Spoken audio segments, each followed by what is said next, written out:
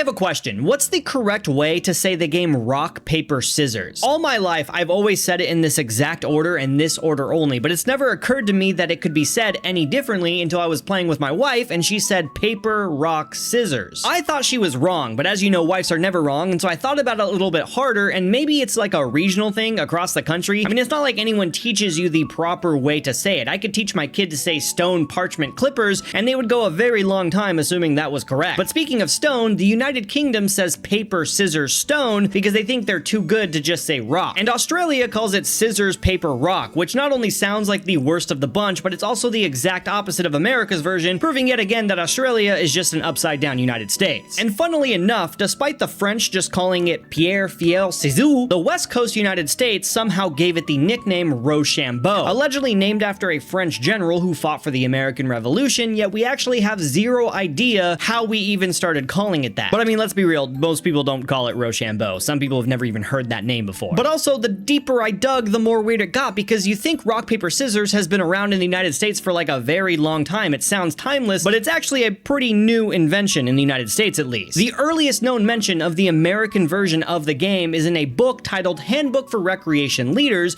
written in 1935 for the US Children's Bureau, which just blows my mind because I can't imagine time traveling back to like the Civil War and the soldiers just having zero concept of what rock, paper, scissors is. Anyways, the book documented common games for children, one of them being the game called Rochambeau, which was gaining popularity from Japanese immigrants in the West Coast who called their game Janken. And they got their game from the Chinese who 2,000 years ago called it Shouxiling, and instead of using rock, paper, scissors, they used a centipede, a frog, and a snake. How do you even do that?